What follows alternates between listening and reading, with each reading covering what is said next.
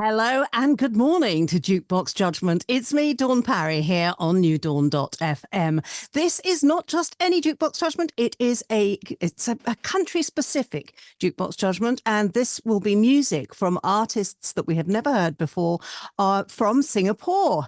And we have with us today 5 amazing Jukebox Judgment record producers and, record producers in their own right. We're lucky to have them here on Jukebox Judgment. Let's start with Steve Lillywhite. Good morning, Steve. Good morning, Dawn, and good morning, everybody. How are you? I'm good. And everybody else, well, we'll find out in a second. And good morning, Dana Gillespie. Good morning, everyone in radio listener land. Yes, and I'm also feeling pretty good. And it's early in London. It's 7 a.m. Yes, and it's getting lighter, thankfully. We're gradually getting there. Good morning to Steve James, who's in Australia. Good morning in Brisbane. Hi, Steve. Evening for you. Yes, 5 o'clock in the afternoon here, but good morning to everybody over there. And I hope it's going to be an entertaining show today. Well, I hope so too. And good morning to Barry Upton, or good afternoon. Yes, it's afternoon. It's 2 o'clock in the afternoon, 1 hour later than we normally start. And that's because you've changed your clocks. So therefore, we don't change clocks here. But it's still lovely and sunny. It's beautiful sunshine here. And I'll hope to bring some of that sunshine to the show. Thank you very much, Barry. I'm sure you will. You always do. It's not my fault the clock's changed. Okay, don't blame me. Luke Mornay. Hello, Luke. Lovely Luke Mornay from Brussels this morning. And how are you doing? Yeah, absolutely. Wonderful morning in rainy Brussels. So hi to everyone. So Hi, Luke. Okay. I will be looking for the sun. I'll be chasing the sun. Oh, yes, and Steve James is pointing at it, no doubt. Yes. I have to let listeners know as well, the video will be available very shortly after the show. But in the interim, you'll see, when you do get to see this video, that Steve James, in fact, is looking very surfer-like and very chilled this morning.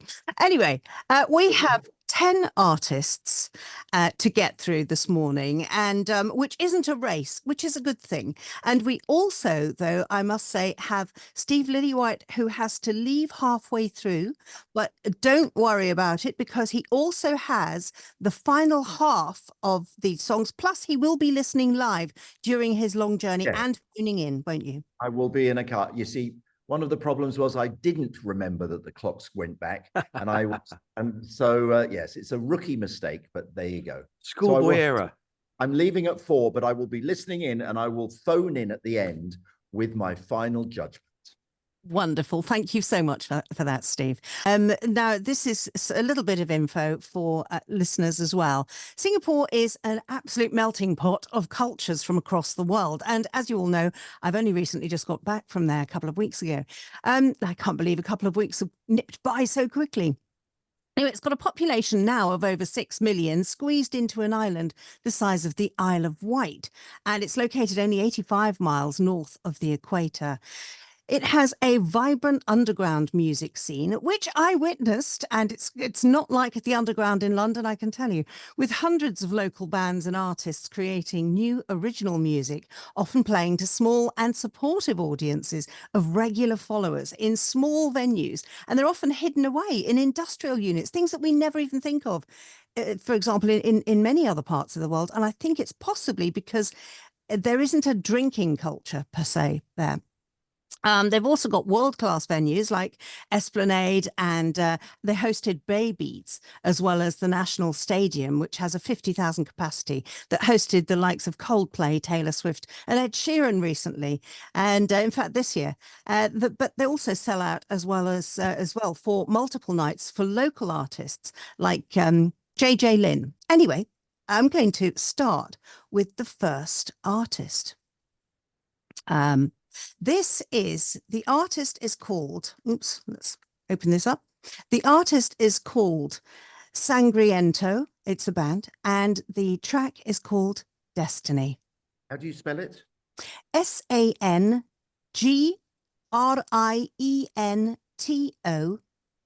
and the track is Destiny. Fulfill our destiny.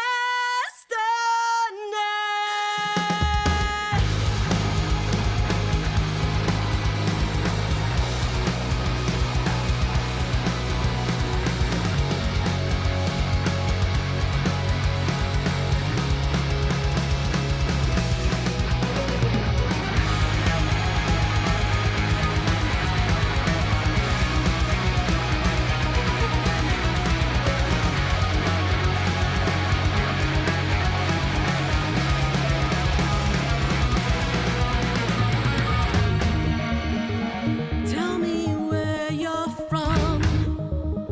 Why do you stand before me? Tell me what you know. What is our destiny?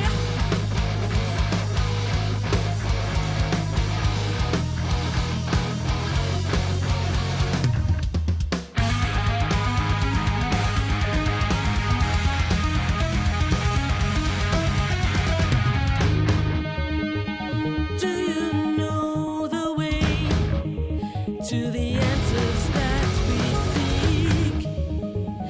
It may not be clear, but we'll never stop progressing.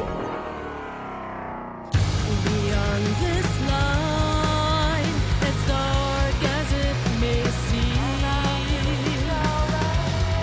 keep fighting. Nothing can stand in the way of our legacy.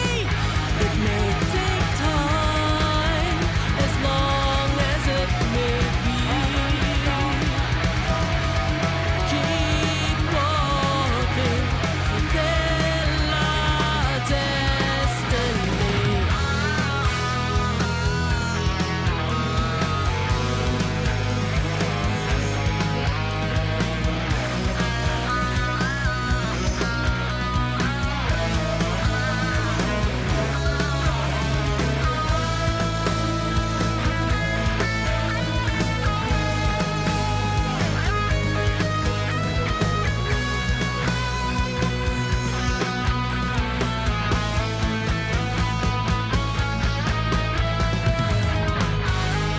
Staring at the sun, accepting our reality. A new day has begun. We embrace the clarity. If what we see isn't what we're meant to be,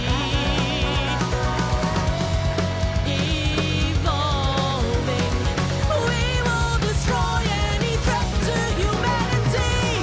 Beyond this life, we don't know what will be. Unyielding, fulfill our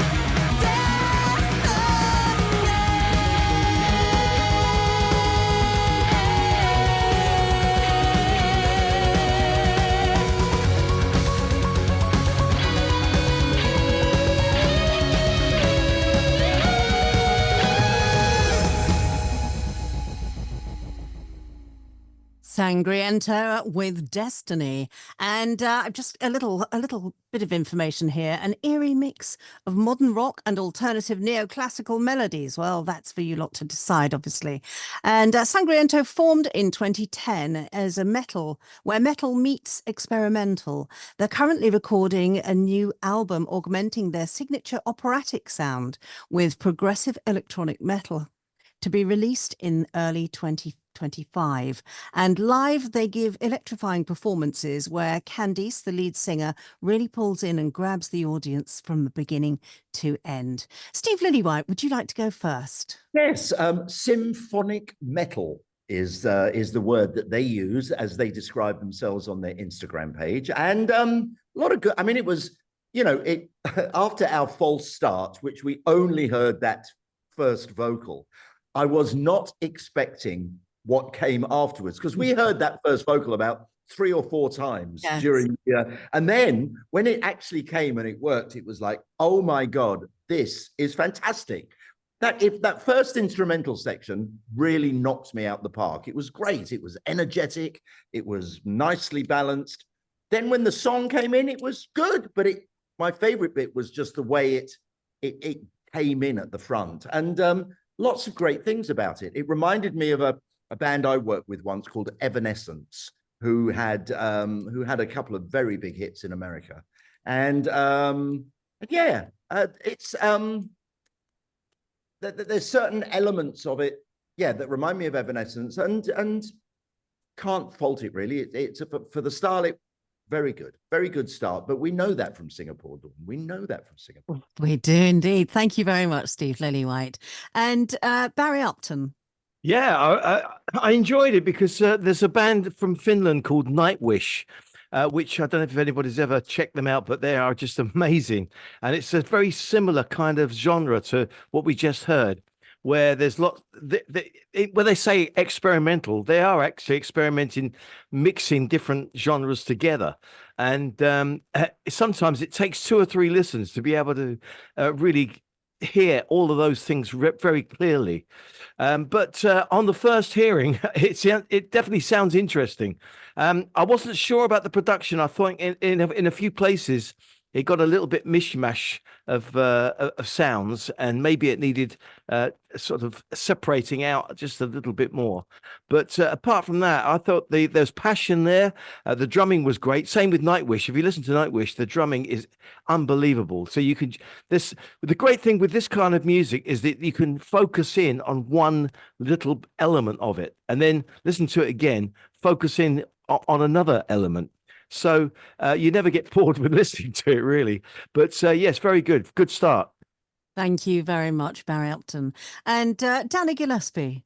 Yeah, I've got to agree with Barry. There was I would say, a couple of things that could have been mixed a bit better in the middle, because it did get a bit messy. However, if you like kind of metal type guitar, you're in for a great treat, because it gives what it does. I mean, it's just loads of guitar. And it's for people who like that kind of music, and there are loads of heavy metal, experimental metal fans out there. It's not something that I hear that often in England. I don't know, we've seemed to have lost it with a bit of metal. Perhaps I'm just the wrong generation, but all in all, interesting and good. Are they local bred? I mean, from Singapore, these Yes. guys and girls? Okay. Yes, they are. Okay, right. Oh, good. Thank you very much, Danny Gillespie. And Steve James. That was excellent. Lovely production ideas, I thought. It was great playing, really well played. They're obviously exceedingly very good players. I thought the arrangement was a tiny bit weird. I got a bit lost, and I think the mix could be clearer. I mean, for instance, I'd distort the vocal a bit and make it a little bit nastier. But otherwise, I thought it was really good. A great start. Great playing. Really Thank good. you. Thank you very much, Steve James. Luke Mornay. Overall, it was a really good track. I love let's say the syncops in the verse with the guitars. Really fantastic playing. Maybe some backing vocals were missing here and there to help the singer and trying to keep the track interesting and bring more variations or something like that. But overall, it was great. So I love the track. Good start. Thank you very much, Luke Mornay. And from a radio play perspective, yes, that is certainly radio playable. Do you know what, though? There is now that very beginning, and we did hear it, a raw vocal, but it actually felt quite detached from the rest of the track to me when I heard it, even though I could hear the rest of the music coming in as well.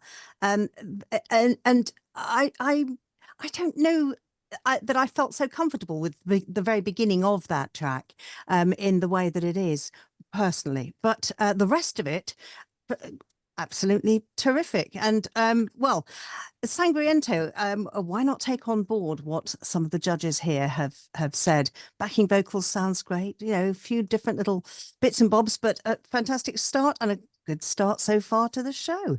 Let's hope it gets just as good from here. The next artist that we have got is called Lay, and that is Layyi. And her song is I'm So Tired. I'm so tired, so tired, so tired, tired of being top of my pain. I'm exhausted, trying to find myself. Great a liar, am I good or bad? Can't tell. Yeah, there's much to gain from down the valleys, but it's like I'm always on the run. Yeah, there's much to gain from grief, but when will I learn from the sun? I'm so tired, I'm so tired, I'm so tired, tired of being top of my pain. Yeah, I tried, yeah, I tried, yeah, I tried, tried to learn from adversity. Will I be free?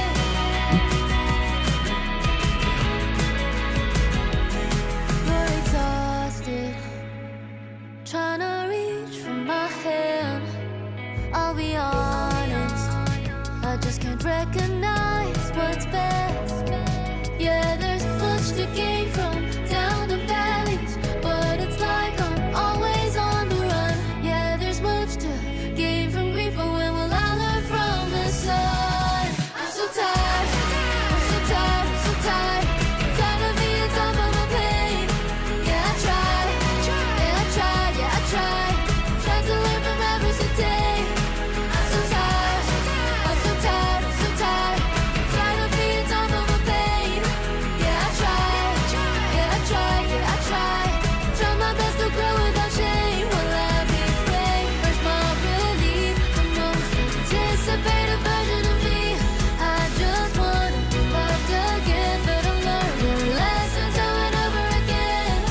I'm so tired.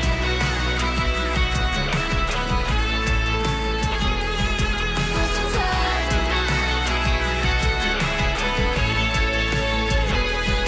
I'm exhausted, trying to find myself.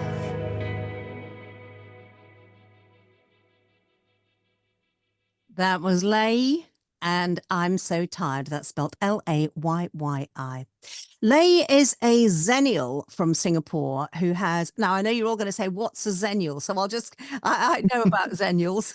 What's the Zennial? Steve, you should as well. Well, a Xennial is they're kind of smack in the middle of millennials and the Generation Z.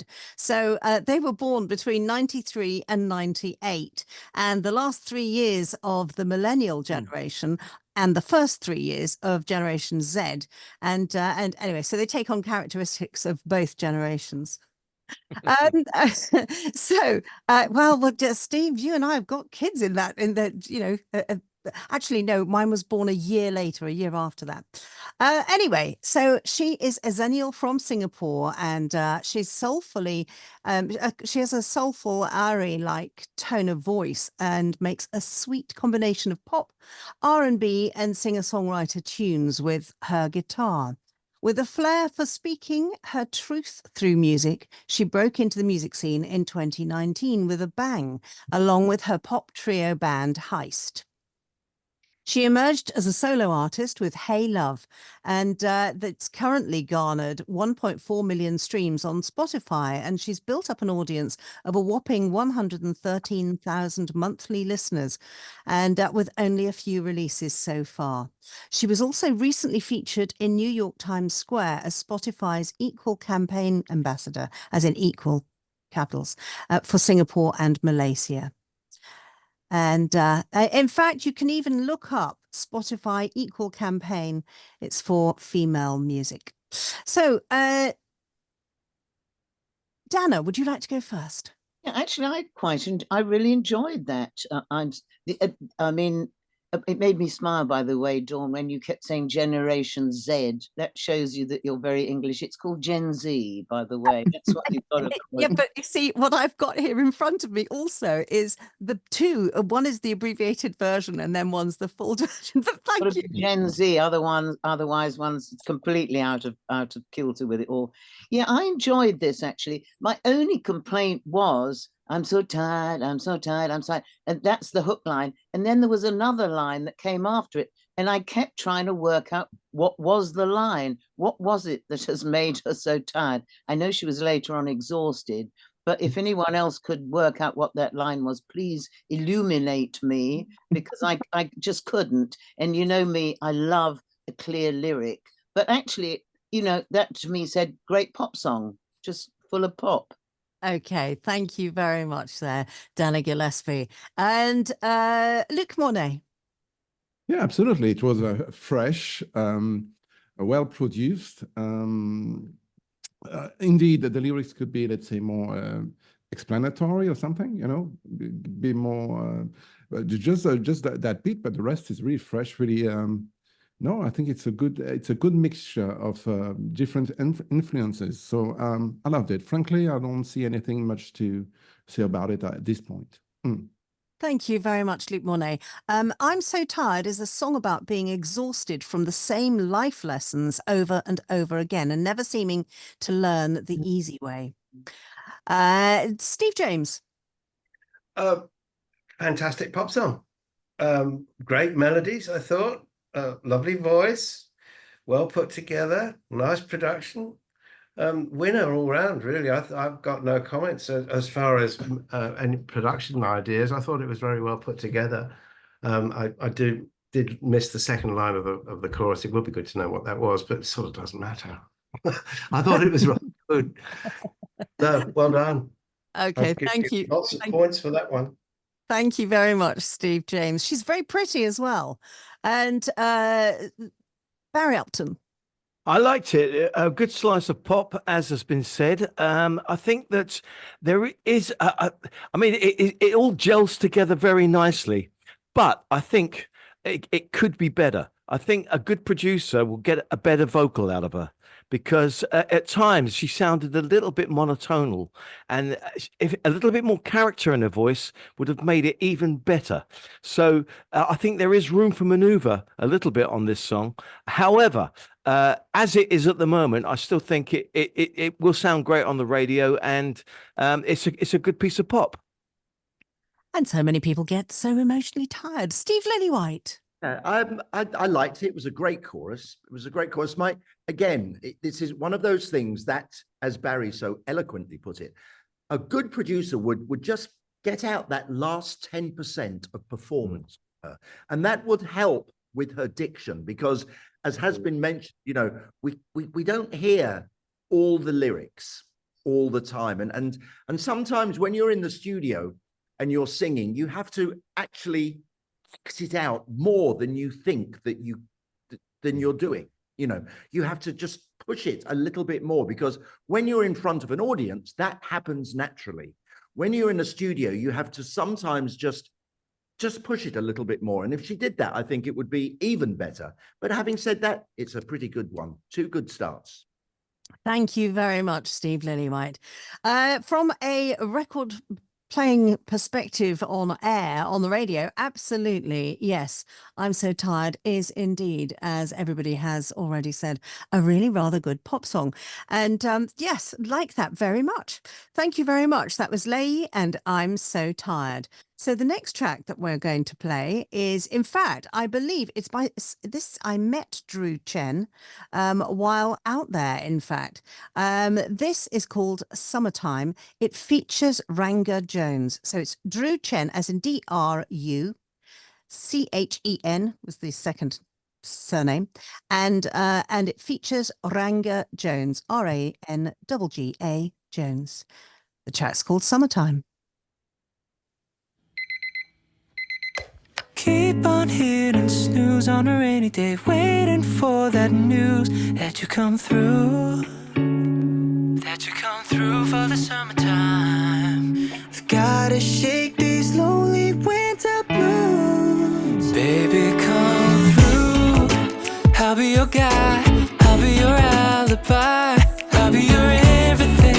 wanted more. Fall through winter, spring. Baby, it's you.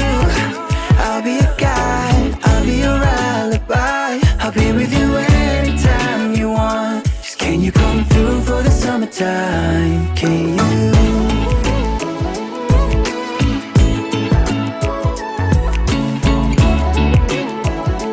Can you come through for the summertime? Can you? What a beautiful mess. Been a while since we have spoken. Caught up in my doubts, yeah. Asking if I'm alone this summertime. Waiting on the phone, I'm hooked on you. Baby, come through. I'll be a guide, I'll be your alibi. I'll be your everything you want and more. From fall to winter, spring. Baby, here too. I'll be your guide, I'll be your alibi. I'll be with you anytime you want. Just can you come through for the summertime? Can you?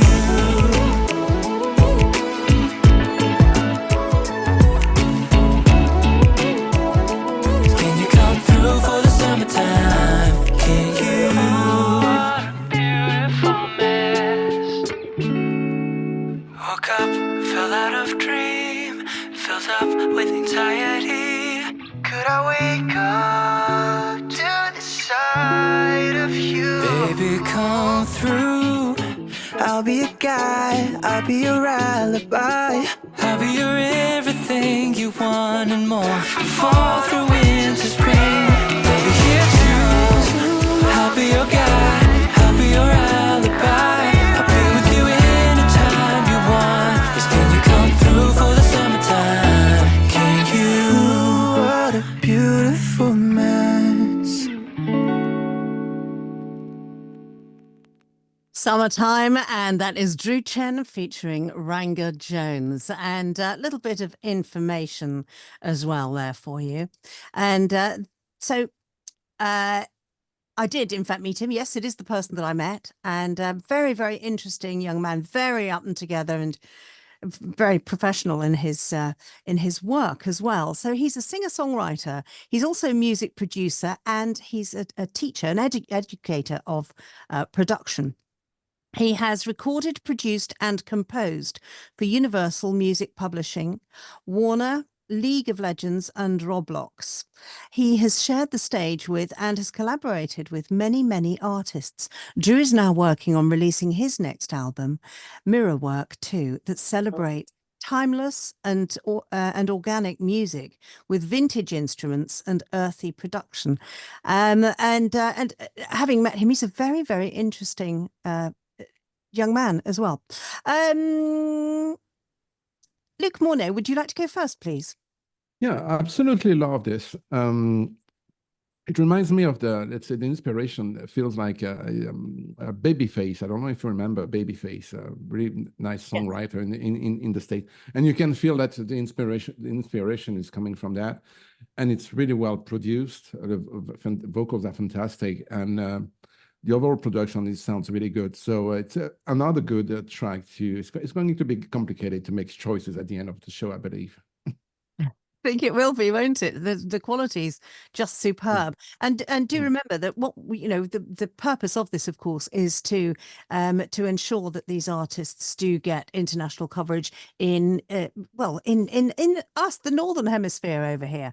Barry Upton, would you like to go next? Fabulous. That could be played anywhere around the world on any radio station. It's uplifting. It makes you feel good. It's got a good feel about it. It makes me laugh because he's singing about summertime, but Singapore, it's summertime all year round. So I don't know what he's comparing it against. Because it's always hot there. But I don't know if you remember, Dawn, when we were in Singapore and we did the panel discussion. He was one of the guys who asked the question. He was there at the. He asked a few questions, in fact. There were some very, very intelligent people there. And you can tell that this has been intelligently put together. and they're, you know, like you're always talking about, you like space around the vocal, and I think there was space around every instrument, and it was good. You could hear everything really clearly, and I can't praise this one high enough. Thank you very much. Well, with regard to the weather being, you know, talking about summertime, well, the fact is that unless people write songs like that, they're not going to get the international exposure that they want. So I love the fact that it does embrace other countries' summertime, you know. So, Danny Gillespie. Well, actually, everything that Barry said, I probably can echo, because it was well produced, it was clear, everything, you could hear everything, a good song, and you could play it on the radio anywhere in the world. So it just kind of cheers you up. It was a nice song, you know. I can't add anything else, because it just did everything, and it was clever production and voices changing and everything. It gets your attention, you know. It's good.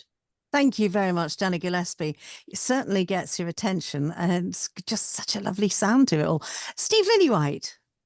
Well, yes, this is a top-notch in all levels, actually. And I tell you what it's got that I'm always going on about. It's got a great musical hook. The instrumental hook in there is absolutely fantastic, you know. Great. I mean, yeah, no, I'm trying to think of something that I could really, you know, think of how I could improve it. But I think it's, you know, for its genre, it's very good. It's just maybe that genre is one that is maybe 2 or 3 years old now. Perhaps they should, for the next record, to try and push it to a little bit more of what the future is, rather than copying the sort of style of what that song is, you know, like the Justin Bieber type thing, you know. Maybe that would be my only thing. But other than that, really good. Well, have we all spoken on that? Steve James. Brilliant. He knows what he's doing. The mix is fantastic. Excuse me. The vocals perfect, with separation between all the instruments. Love the melody. He really does know what he's doing. The only thing I would say, it broke down too often. I thought the bits where there was another stop and another stop, just kept the groove could have kept going a little bit more between the parts, but otherwise, I mean, being very fussy, but fantastic, great sound, really good. And I've written winner at the bottom here. Oh, don't say that yet. No. Well, they can all be bloody winners. That's another winner. Yes, another winner. That's probably more like it. From a radio play perspective, I have to say that if a groove is ever captured, he captured a groove for me, and I loved that. Absolutely loved it.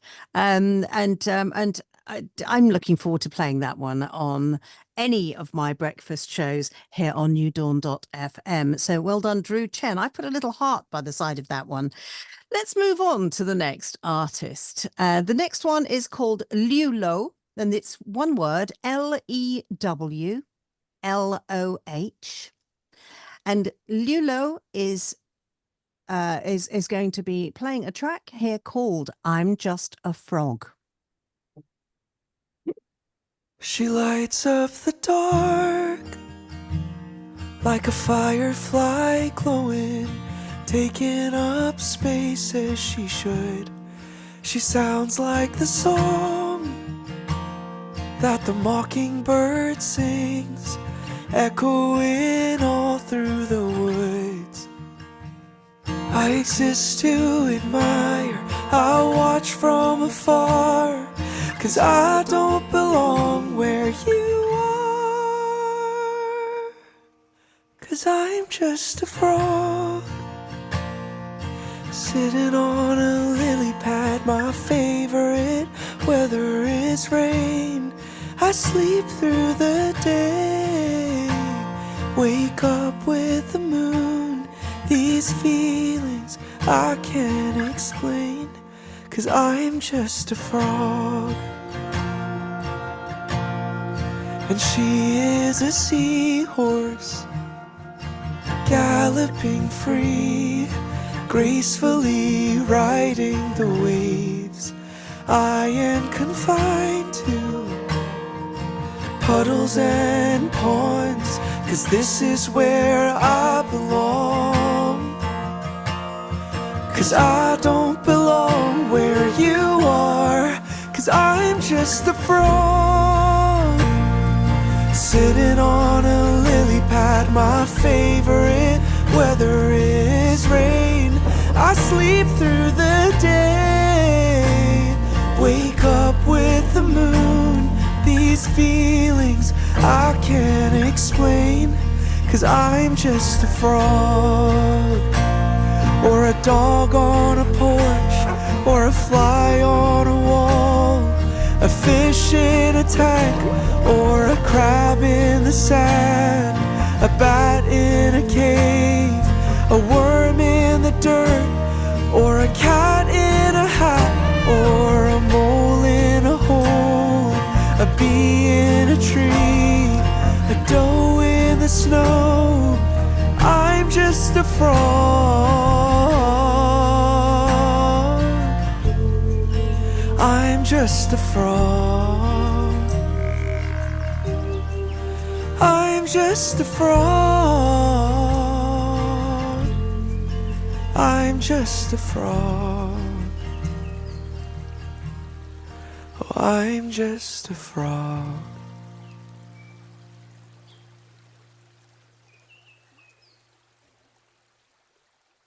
Oh, I was there in that pond with him all the way through. That was Lulo and I'm Just a Frog. Steve Lilypad, Steve Lillywhite. Really right. Well, obviously that is my favorite because he name checks my house, which is but that side, I absolutely adored that. That just worked in every way. And just when you think that you sort of know what he's singing about, he starts saying all these other things that he is, which he didn't need to do. And that was great because it kept you interested. It wasn't just, I'm just a frog, blah, blah, blah. I'm just a frog. He then goes and says all these other things. And I loved how he said she's a seahorse. And it was just beautiful. Yeah. And it's such a clever way of writing a love song. You know, love songs are love songs and they can be difficult to get anything new, you know, but this, I would argue, is pretty bloody great. No, well done, Lulo. Yeah, charming, and everything about it, even though it's in 3/4, I'll give him that. But, you know, it's great. Loved it. 6/4. Oh, shut up. Here we go. Uzo. Okay. Okay, chaps. Let's move on. Steve Lillywhite, thank you very much for that. Steve James. I thought that was gorgeous, lovely voice, and as Steve said, as you think you know what's going to happen, then he breaks out and mentions every other animal, and the way that he's relating to that, I thought was genius. Actually, I really loved that because it was like a huge release. Fantastic. Got shivers up the spine listening to that a little bit. That doesn't happen very often. Lovely. Yes, there was just such a beautiful vulnerability as well to the vocal. Absolutely right. Absolutely gorgeous. Danny Gillespie. He's got a lovely voice, marvelous quality to his voice, which I thought was great. Of course, I like the way that it's a new look on love. I mean, I was expecting him to go into "you got to kiss a lot of frogs before you find your prince," but he steered clear of that. I do like the way he got a cat meowing and the bleh at the end, which I think might have halfway between frog and toad, but that was quite good. I kind of saw it. It should have been synced to a cartoon or something in America, a marvelous cartoon. It would be marvelous to have a frog sitting on the lily pad singing that. It conjures up visuals as well. But lovely song, actually. Different. Thank goodness. Thank you very much, Danny Gillespie. And Luc Mornay. Yeah, absolutely gorgeous. The recordings were fantastic. You could really hear all the all the nuances in his voice, and also the way it was vulnerable on this track was amazing. Really well written. No, it really works. Fantastic. You can't critique that song. Actually, it's so good. It is so good. Thank Love you it. very much, Luke Mornay. And Barry Upton. Well, I don't know if anybody noticed, but the attention to detail was amazing. His voice was a little bit croaky. But thank you. Steve James is clapping that one. Thank you very much for that. No, but what I've got to say is that song made me smile from beginning to end. And if you want quirky lyrics, that's what that's just the epitome of quirky lyrics that work from beginning to end. And as Steve Lillywhite said, Steve Lilypad said, it developed as you went through the song. And that was really good because it didn't just say the same thing all the time.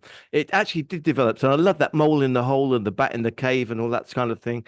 These are clever lyrics that make you smile and make music interesting. So absolutely brilliant. I loved it. Can I just say, though, you know that he said that she's like a seahorse. It's the male seahorses that give birth, by the way, not the females. Just a useless bit of information for those. Thank you for that, Dana. I never knew. That's very true, though, Dawn. Nothing to do with music, but he maybe chose an odd. No, but there's lots of people who would love to know that. Okay, right. Now, I had my reasons for not giving you information in advance on Lulo. And from a radio airplay perspective, I'll play the seahorses and everything else off that one. What an absolutely beautiful track. I'm Just a Frog. And when I talked about the vulnerability, that little bit of the croakiness is obviously in that vulnerability, but it was just so easy on the ears, but it kept you wanting to hear the next line and the next line because you really didn't know what to expect. I loved those lyrics. Really clever, romantic love song that. Absolutely beautiful. Anyway, uncompromising in Lulo's pursuit of songwriting. His actual full name is Lewis Lowe, and he goes by the artist name of Lulo, and he's a Singapore-based musician, songwriter, and Twitch streamer. With an openness to all that life has to offer, his writing is honest, warm, and curious to understand love from a different perspective and from different points of view. Being LGBTQ and Asian and a third culture kid are key parts of Lulo's identity, as it brings about a unique intersectional perspective of not being able to fit in, often in more ways than one. And that's certainly, I mean, I've witnessed it myself in Southeast Asia. That's certainly very much the case. And, you know, things not being accepted by families and so on as well. So Lewis has two pet frogs, Molly and Taro. And a fun fact, frogs live up to 20 years. So there we go. And there's a lovely picture I've got here of him with one of his frogs. So Dawn, when it eventually gets released, could you please make the joke it's going to leap up the charts? Well, you've turned it for me now. Oh, did I just say that out loud? Sorry. I was... Barry's the king of dad jokes, by the way, listen. Oh, here we go. He's got dad jokes. Yes, and I'm the person that does laugh at them. So, you know. You're a very good audience. Oh, thanks for that. I'm just, you know, kind, really. Charitable, perhaps. Let's move on to the next artist. The next artist we have here is Iman's League, and the track is called Hattie. Let's have a listen to this.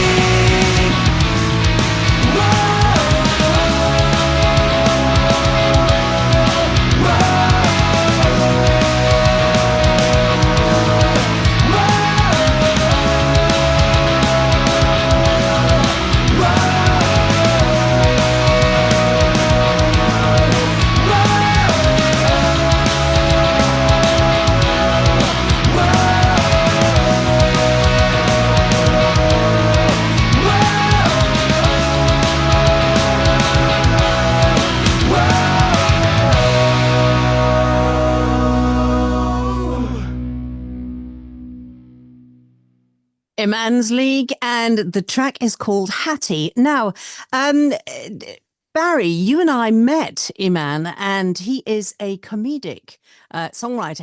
His lyrics, when they're in English, and when you can understand them, because obviously it's a little bit tricky for people in the Northern Hemisphere to know the what the lyrics mean.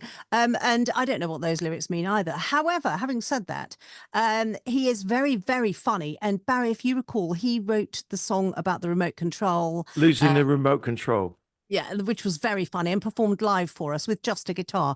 He's quite an amazing artist. He's also a revival artist because he's been releasing music for 20 years, over 20 years. And he also wrote a song about decision making with a family when you're in music.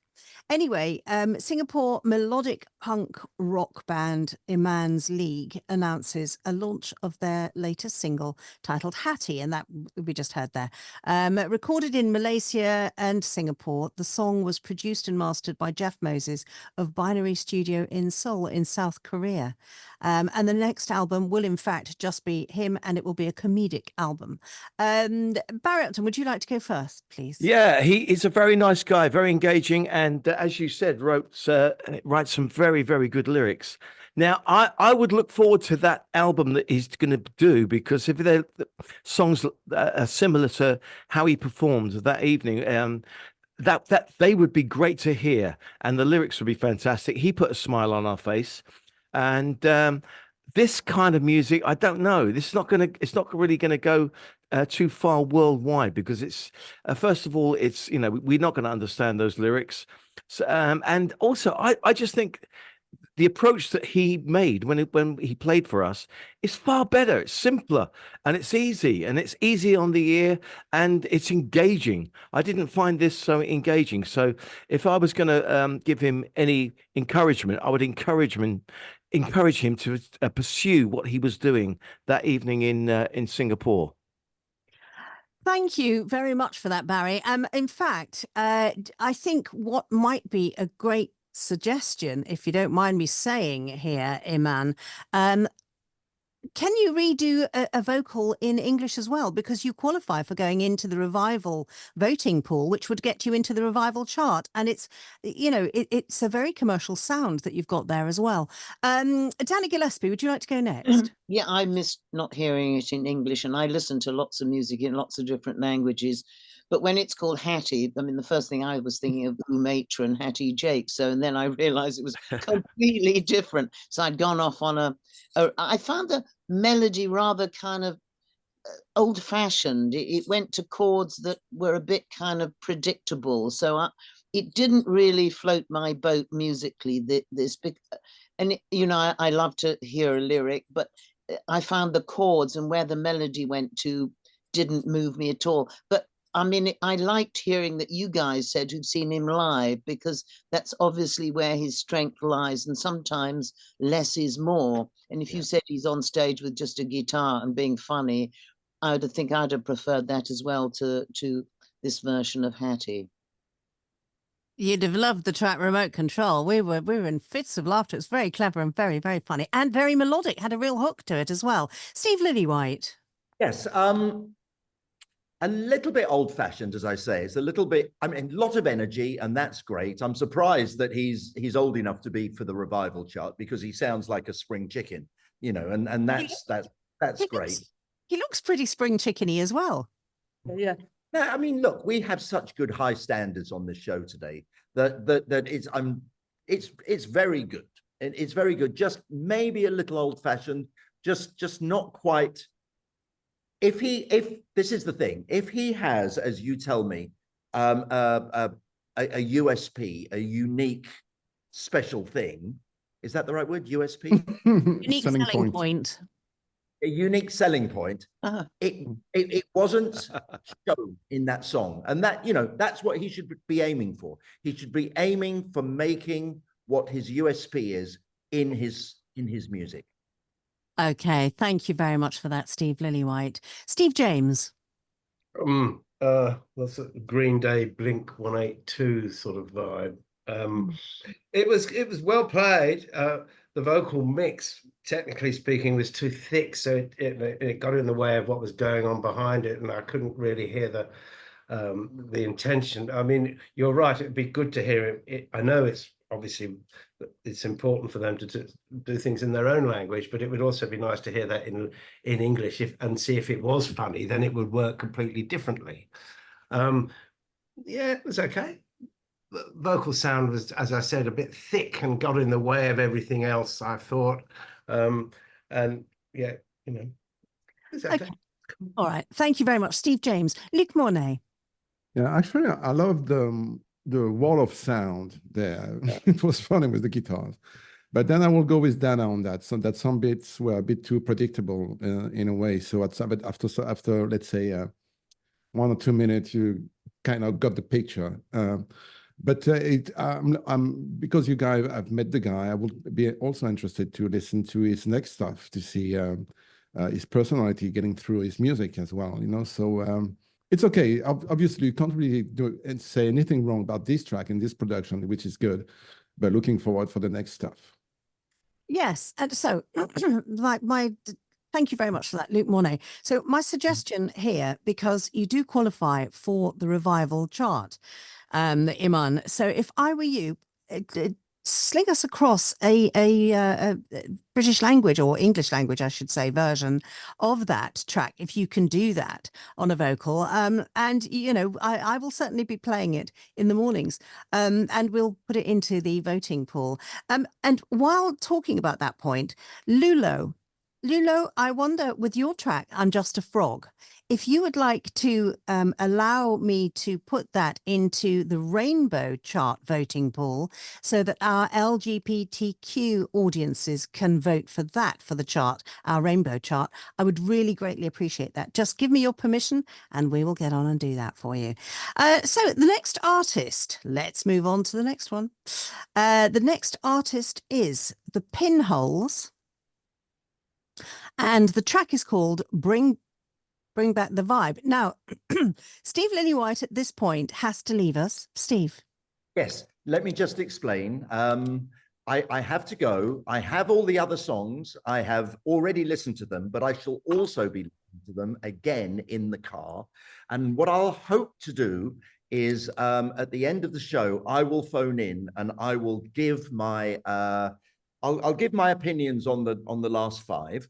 And very quickly, and I will vote on the prestigious winner of the day. Thank you very much for that, Steve. And I must tell listeners that Steve is the only person who has heard the other 5 tracks, and that was because no one else has. No one else has heard, including myself. And the reason for that is that because in case there is any breakdown in him being able to listen in the car, he's on a 2-hour car journey following this show, in fact, right now. So Steve Lillywhite, thank you so much for joining us. See, and as I say, I forgot that the clocks changed. Otherwise, it would have been fine. And it's a rookie mistake, but a mistake nonetheless. Wow. Thank you. See you later. Lots of love. Have a good journey. Lots of love, Steve. Take care. Bye. Bye. Bye, dear. Okay, so the next artist is the Pinholes, and Bring Back the Vibe is the name of this track.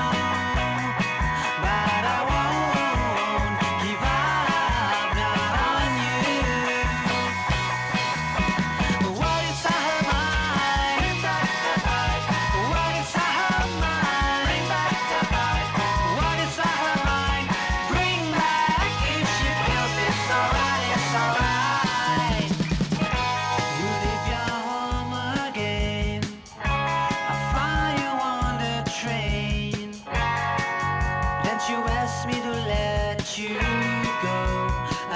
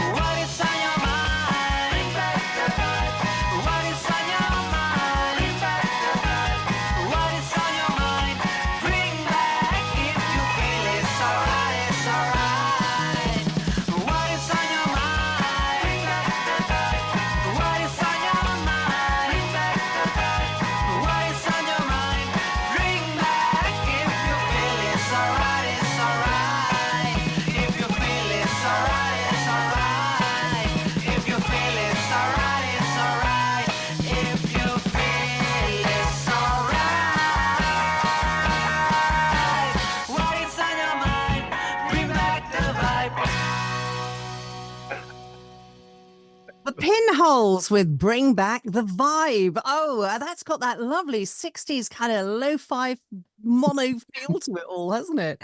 Danny Gillespie, would you like to go first? Yes, I suppose it did have a 60s sound. I wasn't terribly impressed with the melody. You know, I do like a great melody in it, but I mean, I suppose it's got a hook line, Bring Back the Vibe. I'm not sure what vibe they were referring to because I didn't find it very vibey.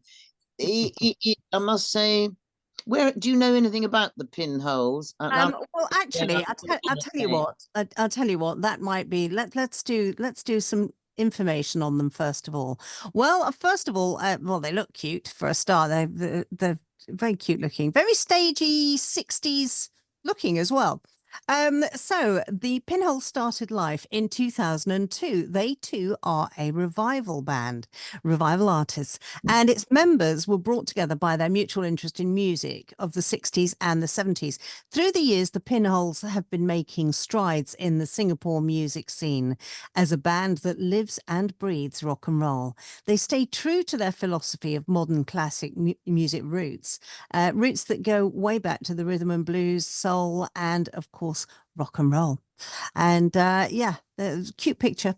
So how cute is cute? I mean, what are we talking about? 16-year-olds or 40-year-olds? No, not that sort of cute. Sorry, what I meant was they look like oh gosh, what was that TV series? I can't remember.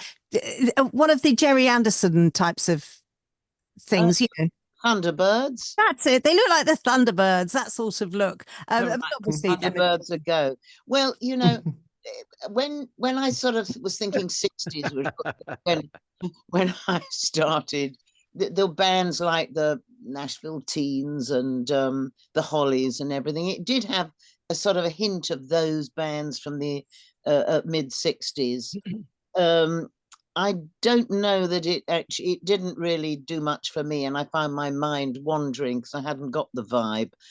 But I'm happy that people are playing 60s music, and I know there's an audience out there for this kind of music. So good for them for having done it. Pinholes, and rather curious name, but they must have a reason for that.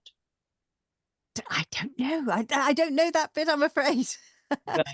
Okay, thank you very much, Danny Gillespie. And Luc Monet. Yeah, really cool atmosphere. It was fun to hear the 60s, 70s inspiration out of this. Like Dana, also like 60s and 70s music, but some hooks were missing and it felt a bit repetitive at times. It's too bad because the band is really good. And also like let's say it's not, it's really joyous, uplifting, you know, so they have this vibe, and I believe they have better tracks than that, and I would like to listen to those tracks, but this one didn't really work for me, unfortunately. Okay, thank you very much, Luc Monet. And Barry Upton. Well, I'm a sucker for early 60s style of music, and this reminded me of a song by the Big Three, which is because I'm with you. Yeah, very simplistic lyrics, and it brings a smile to your face, makes you feel good. However, if you're going to be doing a retro thing these days, I think they could have been a little bit more ambitious with their lyrics, and as Dana said, with the melody line as well, they could have just sort of brought it maybe a little bit up to date. And also, I wasn't too keen on the drum sound. I thought the guitar sounds were great, the vocal sound was fine, but the drum sound could have been a little bit more crispy for me to give it that real early 60s sound.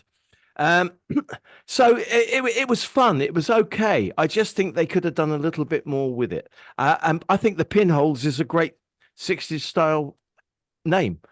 Yes, my lady. Yes. Okay. Thank you very much for that, Jeeves. So, and no, it's Mr. Parker. Parker. Yeah. Parker, yes. Thank you for that, Parker. Barry Upton. Steve James. Yeah, you're right about the lyrics. They sort of didn't do anything for me a little bit. I mean, I don't mind a silly lyric, but it didn't nail me down. I think if they're going to do that, I think the song's too fast, to be honest. They slowed it down a bit so that it was a bit more, a little bit swinging a bit more. It didn't swing enough for me. The mix, I did put the headphones on to see if it was in mono. It's sort of nearly mono. Okay, yes. Yeah, it was nearly mono. I mean, you could hear things just moving a little bit. What I would have done is put the drums on the right and the vocals on the left. Make it authentic. Make it really An authentic. authentic and then- remix. Yeah, it was okay. It was okay. I wasn't as excited about that one as some of the earlier stuff from tonight, but you know, cool little song. But the lyrics could be better. Okay, thank you very much indeed. There, Steve James. Okay, so let's move on to the next artist and the next track. This is, oops, let's move that out of the way. This is Marianne Carmel, Marian Carmel. It's Carmel, and the track is called What If Nobody Kisses Me?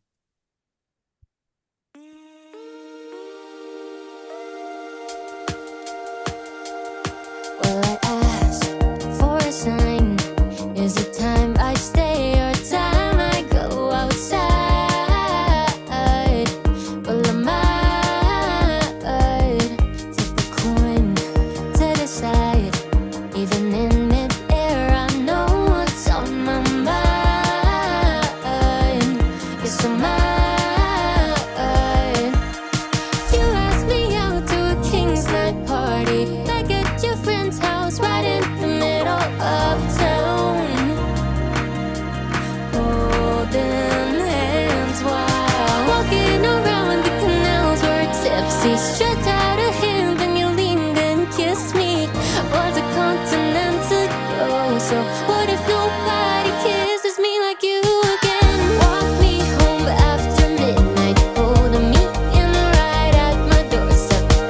I'm left here wondering, what if nobody kisses me like you again? Hand on my cheek, you're leaning in, you make it so damn easy, and I'm left here wondering, what if nobody kisses me like you again? That was it. Boy, was I mistaken? I'm waking to your name. Can't complain. I send you off to the Southwest Metro, one for the road I don't wanna let go. Well, this is looking promising, but what if nobody kisses me like you again? Walk me home after midnight, holding me in the right at my doorstep. I'm left here wondering, what if nobody kisses me like you again? Hand on my cheek, you're leaning in, you make it so damn easy, and I'm left here wondering, what if nobody kisses me like you again? What if nobody kisses me like you again?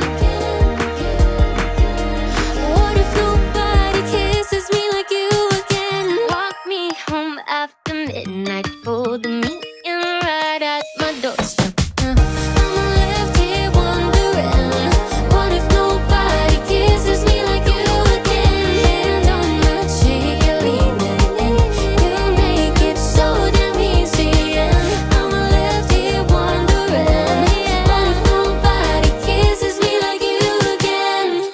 I forgot about that. Okay. That was Marianne Carmel, and yes, the little chat at the end was part of the track there, and she is right. So this song also qualifies, Luke, for our rainbow chart. Born in the Philippines and based in Singapore. Now, Barry, you and I met Marianne, Yeah. and we saw her again live. She borrowed the other guy's guitar and got up and just stood and sang for us. And she's a very good performer and a very clever little pop songwriter as well. Some very good melodic songs that we heard from her. And born in the Philippines and based in Singapore, singer-songwriter and visual artist Marianne Carmel brings feel-good indie pop music for the delusional and hopeless romantics who just want to dance. And What If Nobody Kisses Me is an upbeat, queer, indie pop anthem about beauty in fleeting romances. The EP was launched on the 27th of September as Singapore's first ever roller skating concert. Took place. And she has just returned from her first regional tour. It was called the Lily Pad Tour. Well, Steve Lily White's home keeps It's being mentioned all everywhere. over the place. Everywhere. Anyway, and that's because it was with Lulo and Renee. That included sellout gigs in Singapore, Taiwan, and Manila. And she was, in fact, Barry, she was the one with the kind of pink coloured hair that morning. She is very open about being gay and her about the song. This is her comment about the song. She says, basically, I went on a hinge. I don't know what a hinge is. While I was overseas and had one of the best dates of my life. When I got back home, the bar was set so high that all I could do was write this song about her. So there we go. Barry Upton, would you like to go first on this? She's a lovely girl, very engaging, and when we saw her in the morning at the songwriting workshop, she sung a couple of songs really nicely with a guitar. She's got a lot of confidence, and what I said to her at that time was two things. One, she should open her mouth a little bit more so she could enunciate the words better. The second thing I said was that little yodel that she has in her voice that comes in every now and again. She should make much more of that. That's what I said on the day, right? Listening to that song, those things are exactly the things that she needs to do to improve it, because she has a better personality and a better, it sounds a little bit, again, monotonal. There's not so much of that character is coming out in this song. It's a great pop song. There's nothing wrong with it. The production, her voice is fantastic. She's a great performer. She just needs that little, as Steve was, Lily White was saying earlier on, about extra 10% of production. And she could be a very, very good artist, a top artist. Well, it could be. I mean, to be fair, that was only a couple of weeks ago for us all. So that's probably been recorded before before the advice that we were there giving and so on. Luke Mornay, thank you. Barry. Yeah, the song was really good, really enjoyable. I only felt that in the chorus something was missing to create some more contrast. And I believe a solution could come from the drum sound to have a snare, a fatal snare in the chorus to make a difference, because otherwise it feels like you don't know if it's really a chorus or a verse or a bridge or whatever, you know. And that would make a difference because the production is really good. And it was a pity that there were not so much nuances in a more contrast to make let's say the chorus more obvious.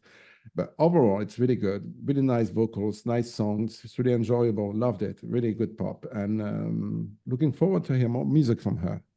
Thank you very much, Luke Mornay. Well, as I say, it does qualify for the Rainbow Chart as well, being her wording is queer. Funny, we go through these stages, don't we, where it's allowed, where it's not allowed, where it's allowed, where it's not allowed again as a word. Steve James. Well, I've written Singapore country down here. It's got a country music vibe to it a bit, and that's because of the yodel. I'd put pedal steel on it and bring it out even more. Yeah. I thought it was really cool, and I'd bring the countryside, even if it's a plucked banjo or something, to come up in the chorus just to give it some 16s, you know, going diggy diggy or something like that. But it reminded me of it's a little bit Taylor Swifty, maybe. Yeah. I think, but the country thing's great. I'd bring that out more, to be honest. Luke's right about the snare drum needs to be a bit tougher, but I love it. I think just a bit more, bring out some more character into it, and possibly, as I said, pedal steel and bring out that country aspect even more. I think it could go. That's great. Well, that country aspect that you're talking about is currently very, very fashionable. When fused, you know, there's some modern fusion stuff going on. You know, look at Kylie Minogue's latest stuff, and that's kind of country mixed with pop. Exactly. Yeah. Big Yeah. fat I've pop. just done one here as well. It's what's going on at the moment, and bring that out more and really brash it out. I think it And could. and Steve, that's exactly what I said to her about that yodel. Yeah, Yeah. there's so many top country singers. Mhm. They overdo it. They overdo it, and it's very good to hear. It gives it some character. I agree, 100%. Okay, chaps, time for the lovely lady Dana Gillespie's comments. Ah, Yeah, well, you, of course, you, Steve and Barry, Dawn, that is, you had the luxury of actually seeing her live, which does help to sort of put a perspective on something, because one can then make allowances or think, oh, she could have done this or that better. I mean, the first thing I thought when hearing the drums was it goes with what I call the bedroom voice of a lot of singers. They sing very up close to the mic, and the drums, you feel as if everything is done in somebody's bedroom. But then it kind of improved and got bigger than that. Of course, I couldn't understand all the lyrics, which is usually my bugbear. But the most important thing was I actually got the hook line of "What if nobody kisses me like you?" So that was most important. But I like to hear the story that goes up to the hook line, and I missed some of the sentences. You know, I would have tweaked up the voice a bit in places, but yeah, whack the old yodel in there, yeah. because you know, people need to hear. If you can use, don't lose it, use it. If you've got it there, just bring it out more. Absolutely. Well, maybe perhaps Luke could fatten up the sound of that if she's up for it, and see what, because Luke has done some amazing work for. I think she needs to redo the vocal. I think a good producer would give her that extra 10-20% of vocal, which would make it from an okay record to a great record. I agree, Barry. I've written down here boring vocal. It needs to come out more. Yeah, absolutely. Yeah. Yes, I'm sure. But all of those things, though, also very often depend on cost. So if it isn't possible to do, let's see what else. I hear Steve's very cheap. No. Oh, very funny. Anyway, I was simply going to say as well, Luke has been doing, he's just done a fantastic job of a track with Boy George. In fact, it sounds just amazing, and 3 different versions of it as well. And maybe I think I'll pass that across to you, actually, Luke. See, you know, what can be done. Absolutely. We love it. Okay, thank you very much. Okay, let's move on to the next artist. So that was Marion Carmel and What If Nobody Kisses Me? Very cute pop song. And Charlie Lim is the next artist. And I've got a feeling I met Charlie Lim as well, but I will find out in a moment. So Charlie Lim, and the track is called Room at the Table.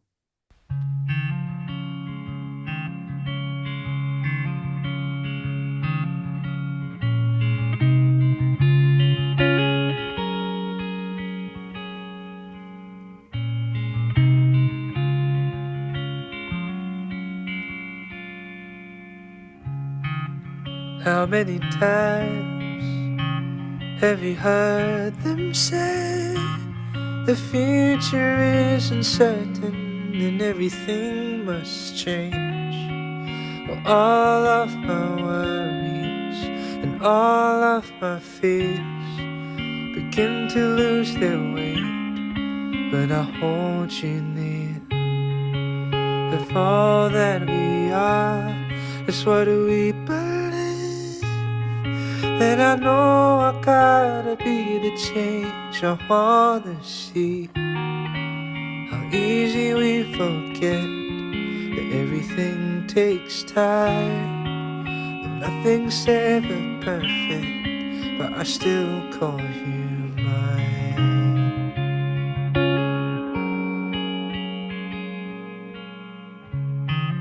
Through all the years, every lesson learned, when each word can't be a blessing to listeners to love, can we afford to be kinder to others and ourselves? There's always room at the table, and water from the well.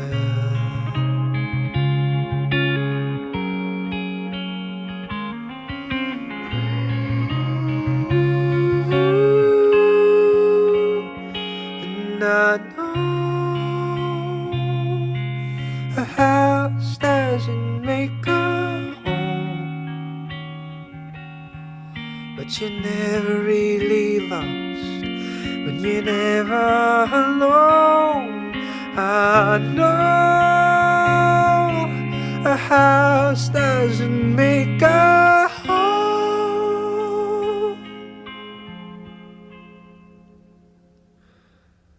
May the stories that bind us bring new strength for us to hope.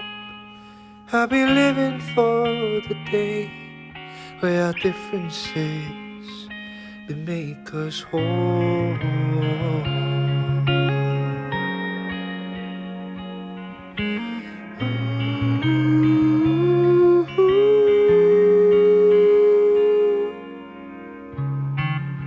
How many times have you heard them say the future isn't certain and everything must change?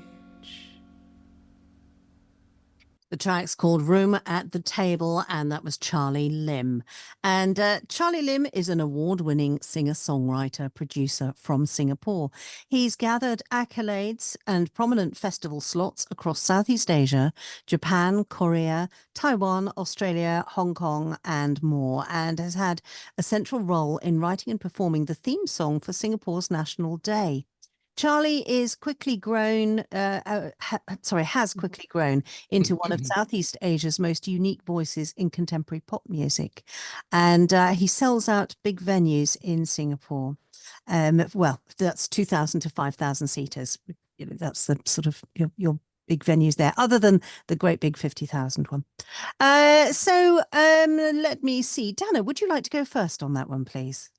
I feel always it's a brave person who does a record with just voice and guitar. Okay, he's got a couple of things come in at the end. I probably would have liked maybe a little bit of a shaker or some pads coming in a bit earlier, because it's very difficult to, I think, to kind of try and get in the charts with just voice and guitar. But I thought the words, the lyrics were pretty good. I mean, they were thought-provoking and people should listen to things, and there is always room at the table. Warmongers should be listening to that, but we won't go into that.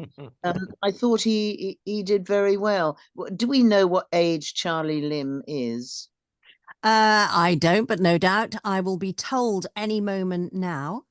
I mean, he didn't sound like a teenager, so he must be. I feel if he was that he might be in his 30s, but I don't know. Lovely voice, nothing wrong with the voice. Brave man to stand alone with just his guitar. He is indeed about 30. We don't have accurate details. Voice. Thank you for that, Dana Gillespie. And Steve James. I agree with Donna about the instrumentation. The song's lovely, but it needs more dynamics from the music behind it to make it mean more. It did start to need some more instrumentation, shaker, and possibly even a piano would have been nice, and some form of pulse. But lovely song, gorgeous voice. But I did struggle with the diction at times. He needs to just enunciate a bit more, and also maybe in the mix take some of that here, because I couldn't really hear what was going on from his. It was a lot of it's very nasally, so you struggle to hear the words, but brilliant otherwise. Lovely tone, great tone, and a lovely song. Okay, thank you very much, Steve James. And Barry Upton. I loved his voice. It's a lovely tone to it, and sometimes you don't need to hear all the lyrics if you're listening to the voice as an instrument. And it worked very well with just a guitar. Although I agree with the others that a little bit more instrumentation, just subtle. I'm not keen on doing a pulse or doing a shaker. I think the tempo varies a little bit too much, and that's nice. I quite like that. if it was me, I'd just put a string quartet on it, and I think a cello would work very, very well in sympathy with the tone of his voice. So it needs something a little bit there, as was said, to make it more radio playable and a lot more listenable. But there's so much good going on there that you don't want to do too much. Just little bits, little touches. Okay, thank you very much for that, Barry Upton and Luc Monet. Yeah, I will go. I will go with Dana also on that one, but I would try a more 10cc approach to it. Because to keep, let's say, because his breezy vocals are really fantastic, and I believe just with his voice he could try to add some bit here and there, try to make harmonies or play with effects or something like that, and then also, like Dana said, a little shaker or an old drum machine, to bring something just subtle, but to keep the listener engaged into the track. But it sounds really good and it's fantastic. I love it. Okay, and my personal opinion there, is it radio friendly? Well, it depends what sort of time of day, because in a way, the way that has been recorded lends itself to being played maybe on a folk show, maybe on a whole variety of different shows, but a sort of evening type shows rather than, for example, a commercial breakfast show or a drive time show. And that's where you get your most exposure, on breakfast shows and on drive time. I like the shaker idea. I love the pulse idea, and to give you that momentum that so that it keeps going. And Barry, I also like the idea of the strings and a cello. There's so much that could be done more with that, and I think in everybody saying that in itself, it's clear that it needs more production, and for it to work for all of us. Anyway, so thank you very much for that, Charlie Lim, and that is Room at the Table, the name of that track. So we're going to move on to the next artist, and let's see who we got next. This is Comic Strip, and the track, we're already smiling, just the name of the band, Comic Strip, and the track is called Way Home.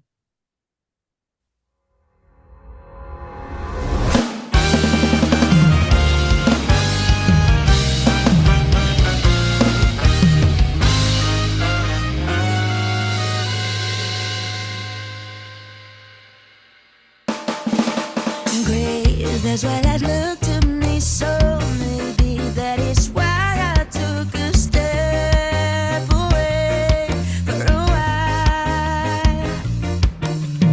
We studied from paths to take, and I just wanted to see how was the sky from another place. Before I knew it, was already too far from here.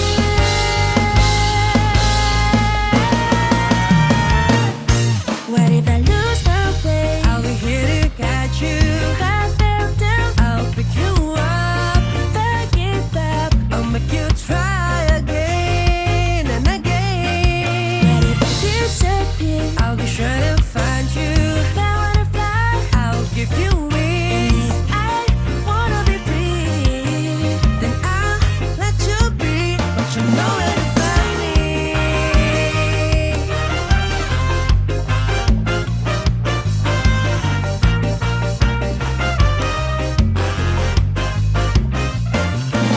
Playful, disheartened laughter all around. Comfort I'm missing since I've been gone. Has it been too long? Unknowingly we found ourselves caught in this exhausting race. Hey, stuck in a daze. Now all the butterflies seem dead. Before I knew it, already too far from here.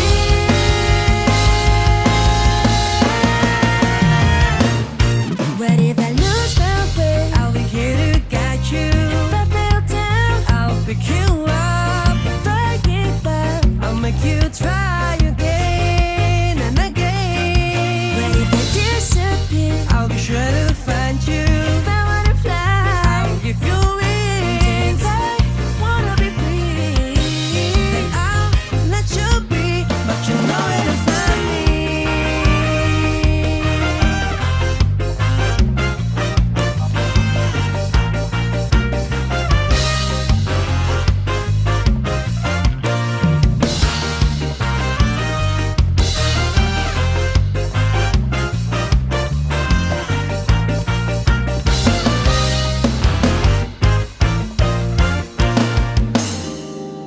always be here.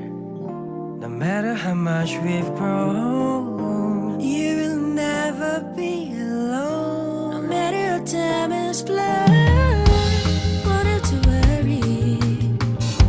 You're never too far from here.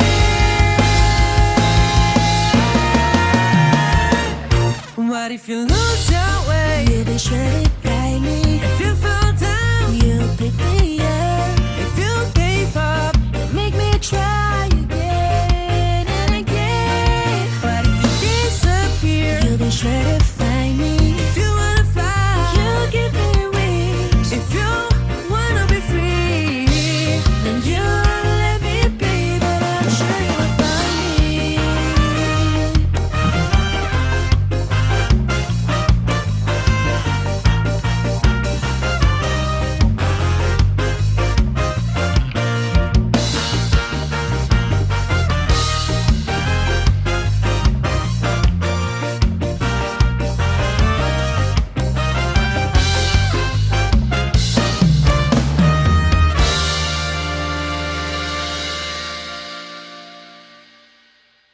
Comic strip and Way Home. And let me just give some information here. Comic strip is an 8-piece band blending ska, reggae, and Latin influences. Has been delivering sweet ska since 2004, and they are another revival artist known for their lively horns section. After an 8-year hiatus, the band is back with a bang and is now in the midst of recording a full-length album featuring emerging artists. They were also given the most outstanding performance. I think it means they also gave the most outstanding performance at Baybeats 2024 on the outdoor stage on the Sunday night. And that was in Singapore just a few weeks ago.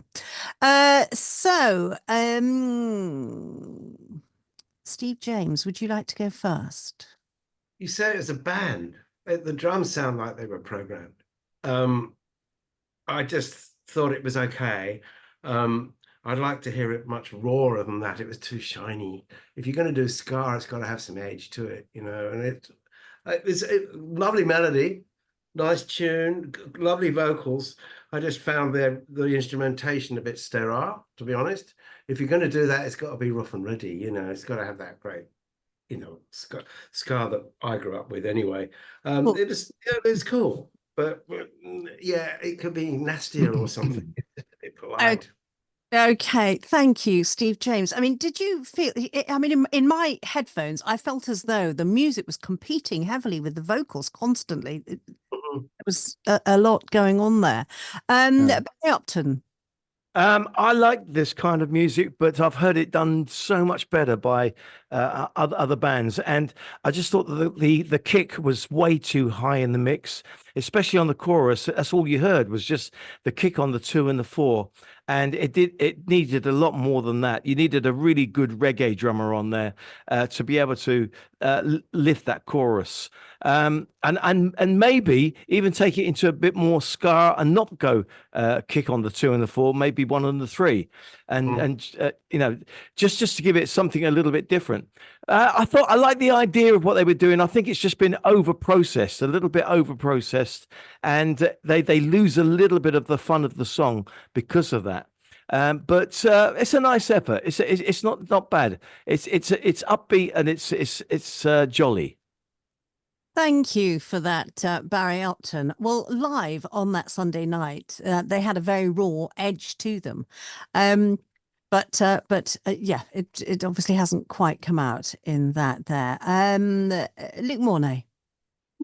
Yeah, I have a couple of issues with that track. First, I find that the verse is fantastic. It's really rich. It's really well written, I feel, because even with the same instrumentation, it's working. But when it comes to the chorus, it's a big letdown for me. They're counting too much on the horns to bring some sort of hook. When the voices are suddenly they're increasing the speed, but the chorus is not well written enough to work after such a rich verse and bridge. So for me, that was a bit of a letdown. And they could fix it with some backing vocals, really rich backing vocals, nice harmonies with the answers in that chorus to make it work. Other than that, I believe they're fantastic. They must be fantastic live. It's a really nice musicians, and the voices are great. But for me, the chorus, they need to rework it a little bit. Yeah. Okay. Thank you very much, Luke Mornay. And Danny Gillespie. I agree with Luke. It could have done with some backing vocals to lift up the chorus, because the chorus seemed to be the letdown. It's always good to hear real horns. I spent a lot of time in the West Indies, and I love ska and reggae bands when where everyone's kind of cooking. I felt they were all a bit uptight and not relaxed and kind of mellow enough to really kick ass, if you know what I mean. Also, I had troubles understanding the lyrics. I know it was called Way Home. I didn't actually hear those two words anywhere in the song, so I don't quite know what Way Home was alluding to. And because I couldn't understand all the lyrics, that left me cold. So one part of me wasn't touched. I wanted it to do much better than it did, because I really wanted to go, yeah, there's great horns. And maybe the band is great live, and of course live, if they're an 8-piece, they probably can get you by the ghoulies better live than just on record. But I think they need some production, actually. It's sort of a bit frantic. And as for the final chord, please no, the finished chord of that song was unhearable. I would cut it out. It needs to be extracted immediately. Yes, far too cliched, unfortunately, there. You're absolutely spot on, I think, Dana. Castrate that last chord. Absolutely. Okay. Now, there was one section only that I noticed that they brought in harmonies, really quite quirky harmonies, and it worked. It was interesting. And my ears perked up immediately, but then that was the only bit. And I don't know if that was the bridge or quite what it was, but it suddenly went into this with some harmonies and two different voices, and that worked really, really nicely. Well, I think, as everybody has said, there do need to be a few changes, in fact, to that particular track. And as I felt, there was a competing element between the music and the vocals that was just a little bit, it made it difficult to listen to. So until that's changed, that is one that I probably won't be playing on the live shows. Anyway, let's move on to the next artist here. Who have we got next? This is Sun Eater. The name of the band is Sun Eater. It is one word, SUNEATER, and the track is called Patriot.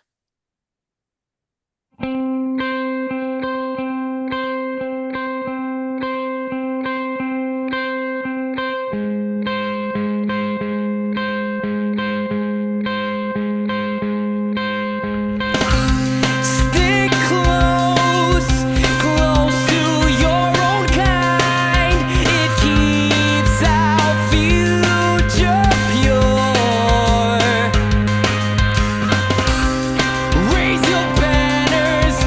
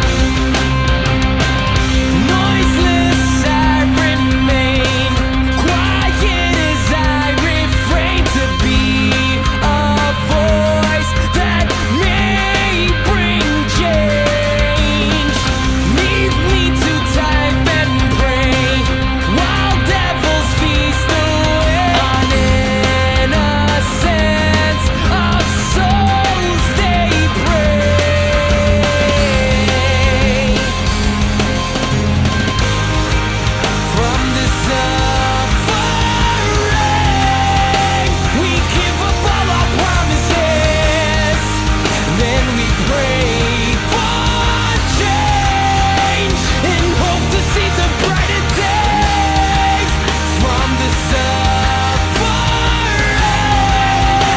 We give up all our promises, then we pray for change and hope to see the brighter days.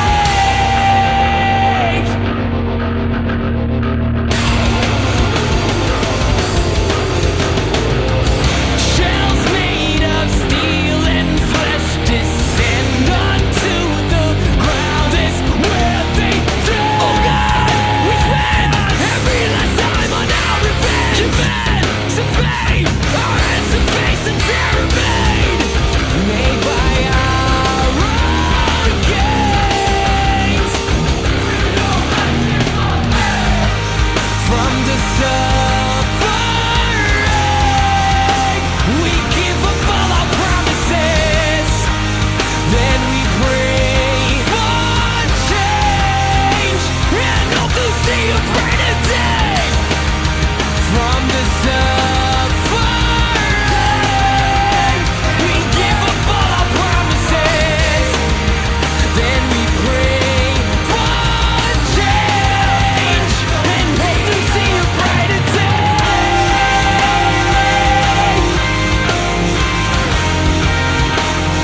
Give up all our promises.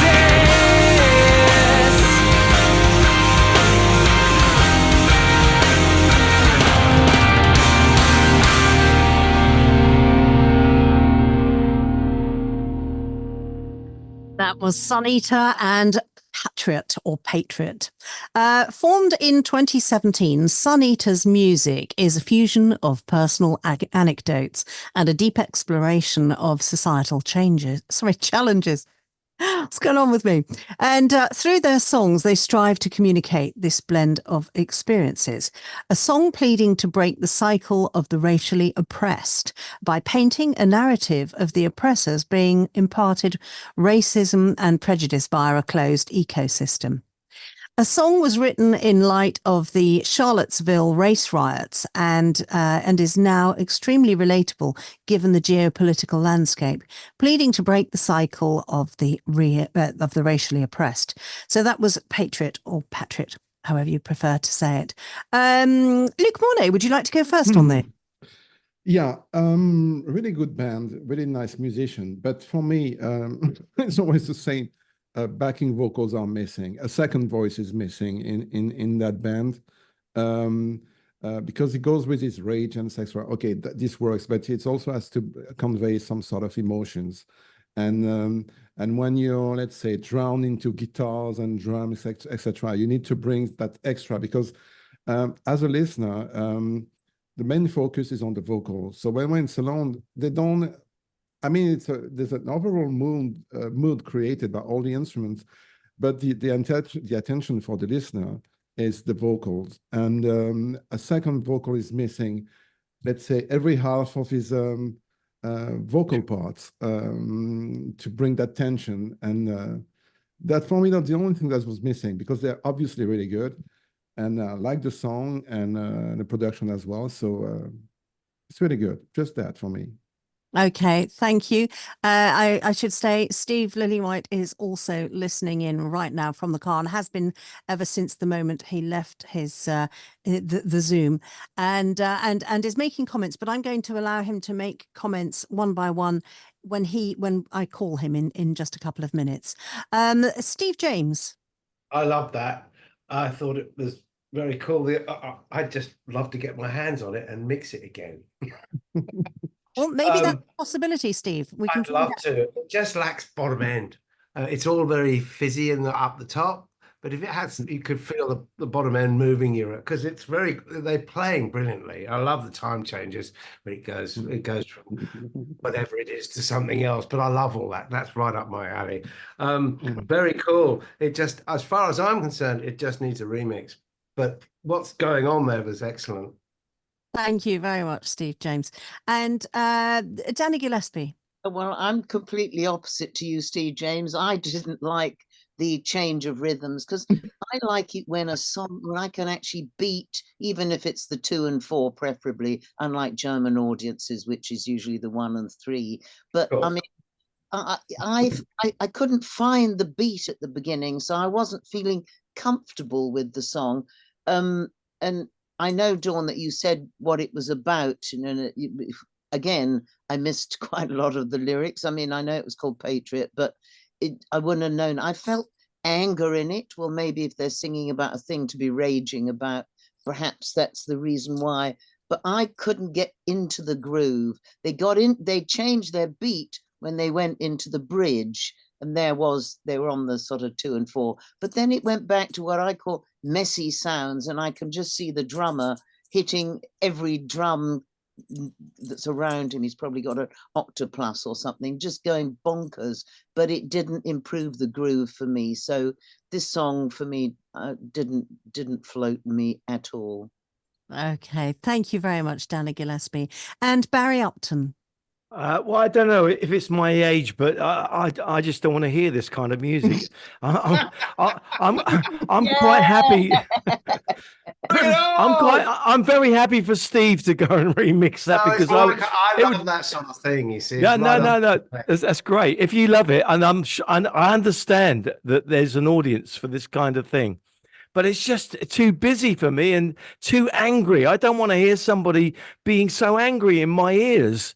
I can understand it's very laudable what they're trying to sing about, and I understand they have a message to put across. That's nothing wrong with that. And as I say, for those who want to hear it, then great. But it just might be that I'm of advanced years, and I'd rather hear something a little bit more. I don't know, simple and melancholy, not melancholy, but something a bit smoother. It was just too much going on. It was a bit of a mess for me.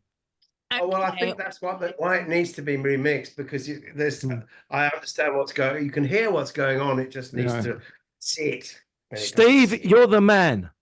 Yes. Well, if I could just make a point here now. Now we are going to be running out of time if we're not careful. Now, with regard to that particular track, and you're coming at it from two different perspectives. So Steve James, who absolutely loves it and would love to get his hands on it and remix it, because that's what it needs there. And Luke's ideas of some harmonies being thrown in as well, so that you get to actually feel things, maybe clearer enunciation as well. But what I was going to say was that Barry's view of this and Steve's, Barry, when you say you're not of the right generation, you and Steve are the same age. Steve James. I know. Steve loved it. I know. So it's actually, sorry, if I could just finish there as well, it's actually more about the fact that people love certain genres or they don't. And this is something that Steve James works with often, this type of music, and has made music like this very popular as well. And so I would suggest Sunita with Patriot or Patrick, whichever way you prefer to name that, to get in touch with Steve James. I'll put you in touch, and let's see what can be done there to rescue that song, because Steve is very excited about it, I can see. Right, we're going to give Steve Lillywhite a quick call now as well, bring him in, and I just need to make sure that I have got Bluetooth open on my mobile phone a moment, and we which it should be, but you can never be absolutely sure. And there we go. Right, we are going to give Steve a very quick call and see what goes on. Here we go, because now we have to vote. Hello, Dawn. Now we've got you coming through the wrong end. I'm going to have to call you again, but through my mobile phone. We can hear him. That sounded very naughty, very rude. So we're just going to call him my mobile phone instead, which will go through the system. So, okay, here we go. And if we overrun by a few minutes, then we overrun by a few minutes, but that's all cool. Hello, testing. Can you hear me? Yes, I can hear you. Hear me? And can hang on a moment, please, Steve. Can our fellow judges hear Steve? Yes. Yeah. Steve, really, right? Can you hear me? Yes, we can all hear you. I hope he's not driving his car right now. He's stopped. Okay. No. We have drivers in Bali, Yes. which is great. Steve Lillywhite, I wonder if you could give us. Yes. very quickly go through the ones that I didn't make comments on. I thought the Pinholes was a nice 60s vibe, although I would question whether the verses was as good as the chorus. Marianne Carmel, good song, good song. Did she sing What If Nobody Kisses Me Like You too many times? I don't know. Charlie Lim is a Singapore legend, and I agree, you know, it could be fleshed out a bit, but what a beautiful voice. And Comic Strip, it needs to be recorded and made like an original Scar with, as I heard Steve James say, it needs to be more raucous. And that's exactly the word that I use. You know, it should have a lot more energy to it. And I thought Sun Eater with Patriot, or Patriot with Sun Eater, I felt that can you hear me still? Yes. Oh, and with Sun Eater, I actually really liked it, but I think the vocal was too gruff in too many places. Yes. There were parts where the vocal was really nice, but then when you do that throaty tear your voice, just because you can do it doesn't mean that you have to do it. But that is my comments on all those. But honestly, the Singapore has got a really, really good music scene going. But my choice for the winner today is I'm Just a Frog. Lula, what a fantastic song. Some of the best lyrics I've heard for a long time. That's my choice for winner today. Okay. Steve Lillywhite, thank you so much. Stay with us, please, Steve, for a moment. Thank you. And Okay. the next person voting, Barry Upton. Well, I thought the standard was excellent again, as Steve just alluded to, and I've really enjoyed pretty much all of them. Okay, one or two not so much, but the standard has been very high, so high that I have 2 10s, and that is very, very rare. And the 2 10s are Summertime, which was Drew Chen, and Lulo, I'm Just a Frog. So I've got a choice. I've got to flip a coin. Actually, I'm not going to flip a coin. I'm going to go with Frog, simply because I want to hear those lyrics again. So that's a great thing. If you want to hear a song again, that's got to be a wonderful thing for an artist. Yes, very much so. Luc Mornay? Yeah, I will go with Lulo. Obviously, it's fantastic from start to finish. Fantastic vocals, great song. So that's my choice for today. The Frog song. The Frog song, that was Lulo. Yeah. Yes. Okay. Thank you very much indeed, Luc Mornay. And Steve James. Yes, I agree. I 9.5 Summertime, but Lulo wins with 10. There you go. It was an amazing quality today. Some of the best we've heard since as far as I'm concerned, since we've been doing the show. That was excellent. I mean, look, there are a lot of 9s, a couple of 8.5s, but yeah, Lulo wins. The Frog song was just magnificent. I mean, Thank you very much, Steve James. And Danny Gillespie? Well, I ticked Summertime, and actually I'm So Tired, although I didn't quite know why she was so tired. But again, Lulo comes out as top because, you know, you understood the lyrics, it was interesting, and it was different. That's all it needs these days. You've got to be different. Yes. So I think, in my opinion, Frog seems to has croaked its way, Hey! its way to the top. It's leapt its way to the top. Well, there are a few here that I will be playing because the standard was so good. The quality of songs was extremely good. And but I have my own personal 2 absolute favorites.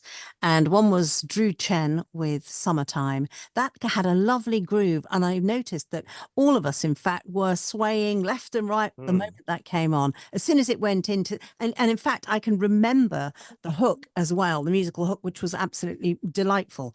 But the overall winner today, because everybody's voted and it has more votes, is Lulo, as in Lewis Lowe. Lulo, which also qualifies for the Rainbow Chart and entry anyway. And the track I'm Just a Frog. And we're going to play this now soon, straight after. I've just read a little something before we go and before I play this again. And basically, as part of the ongoing, sorry. There, my tongue is dry. I need more coffee. As part of the ongoing collaboration with the AXEAN Festival, which we attended in Bali this year, in the run-up to the 2025 edition of it, we're planning a Thailand show in December 2024, and then a Malaysia Brunei show at the end of January. And we're then planning an AXEAN, not ASEAN, show at the end of February to pick up the bands from across Asia. Right the way across Asia, that are they're performing at festivals in Southeast Asia, and such as the AXEAN Festival and Baybeat. So we're going to be including lots of all of those. And it's one show a month, and the rest of the shows are Europe and the rest of the world, really. So here we go. Thank you all so much for joining me. Steve Lillywhite, thank you for phoning in and being so attentive to the show while you're off to a studio yourself. Okay, nice to see everybody, and I can't wait to hear that song, and I'll speak to everyone later. Okay, thank you. Cheers. Over and out to you, Steve. See you next week. And Steve James, thank you so much coming in from Brisbane. Thank you to Dana Gillespie coming in from London. Thank you. Running off to the Portobello Road, so I'm late. Oh, lucky you! How lovely! And get the brolly out just in case, though. Thank you as well to Luc Monet coming in from Brussels, and thank you also very much to Barry Upton coming in from Thailand. It's a pleasure. Sawadee Cup. Thank you. Okay, That microphone sounds very good. So thank you. Does play. it sound sexier? Right. Can we please focus back on the artist who's the winning artist for today? I'm a frog. I want to be a frog. We are over time. Congratulations to Lulo with I'm Just a Frog. Well done. She lights up the dark like a firefly glowing, taking up space as she should. She sounds like the song that the mockingbird sings, echoing all through the woods. I exist to admire, I watch from afar, 'cause I don't belong where you are, 'cause I'm just a frog sitting on a lily pad. My favorite weather is rain. I sleep through the day, wake up with the moon. These feelings I can't explain, 'cause I'm just a frog. And she is a seahorse, galloping free, gracefully riding the waves. I am confined to puddles and ponds, 'cause this is where I belong. 'Cause I don't belong where you are, 'cause I'm just a frog sitting on a lily pad. My favorite weather is rain. I sleep through the day, wake up with the moon. These feelings I can't explain, 'cause I'm just a frog. Or a dog on a porch, or a fly on a wall, a fish in a tank, or a crab in the sand, a bat in a cave, a worm in the dirt, or a cat in a hat, or a mole in a hole, a bee in a tree, a doe in the snow. I'm just a frog. I'm just a frog. I'm just a frog. I'm just a frog. I'm just a frog.